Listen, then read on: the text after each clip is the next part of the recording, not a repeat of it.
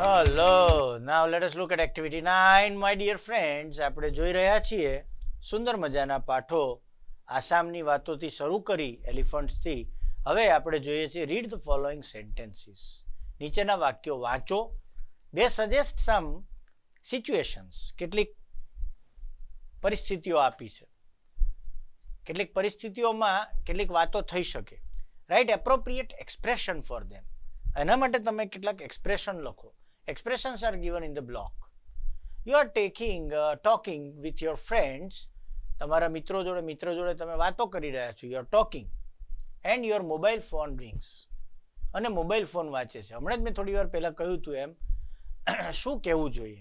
હવે આપણે વાત કરતા હોય, પેલો બિચારો આપણી વાત દિલથી સાંભળતો હોય, મનથી સાંભળતો હોય, આપણે વાત કરવામાં ઇન્વોલ્વ હોય અને મોબાઈલ એક સામાન્ય ફોન વાગે અને આપણે સીધા ઉપાડીને વાત કરવા માંડીએ, હાલો હા વાંધો નહીં આવી જઈશ, હા, તો પેલા મિત્રોને ખરાબ લાગે.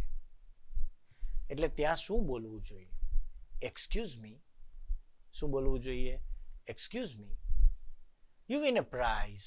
તમે પ્રાઇઝ જીતો છો. અને તમે શું બોલવું જોઈએ? તો થેન્ક યુ. તમે જ્યારે પ્રાઇઝ જીતો છો અને કોઈની પાસેથી લ્યો છો ત્યારે પ્રાઇઝ લેતી વખતે આમ આંચકી ન લેવી જોઈએ. Thank you, bless you, right? Thank you very much. You cannot understand what your friend is saying. તમે સમજી શકતા નથી કે તમારો ફ્રેન્ડ તમને શું કહી રહ્યો છે. તમારો મિત્ર તમને શું કહી રહ્યો છે એ તમને સમજાતું નથી. તો તમે શું કહેશો? તો એને you cannot understand what your friend is saying. તમારો મિત્ર તમને શું કહી રહ્યો છે તો તમે એને કહેશો કે please explain it again. ફરીવાર એક્સપ્લેન કરો. Or pardon me, PARDON, pardon એટલે ફરીવાર બોલો.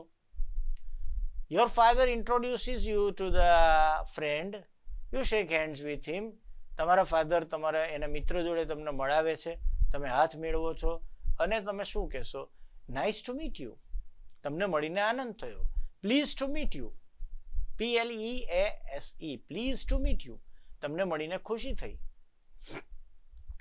Your sister is leaving for school to take part in debate.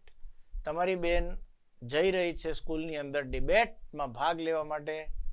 Bravo, best of luck, all the best, buck up, cheer up. You are thirsty. તરસ લાગી છે. You will tail your mother. તમારે તમારા મમ્મીને કેવું છે તો શું કહેશો? તરસ લાગી હોય અને મધરને તમારે કેવું છે, you will tail your mother. Then what will you say? તરસ લાગી છે પાણીની. then you will tell your mother. What you will tell your mother? I am thirsty, right? Please give me a glass of water. Please give me a glass of water. એવું ના કહેવાય give me a glass of water. Please give me a glass of water. I am thirsty. Your naughty friend is pinching you. કોઈ તમને ચૂંટ્યો ખણે છે. ouch, it hurts. It hurts. Don't do that. Please don't pinch me. You heard that India is lost cricket match. Cricket match Bharat out થઈ ગયું છે, હારી ગયું છે. Oh no, my God. Right? Better luck next time. ફરીવાર better luck next time. ફરીવાર જીતશું. You see the Taj Mahal. Taj Mahal જોવો છો. Wow. Wonderful. શું કહેશો? Wonderful.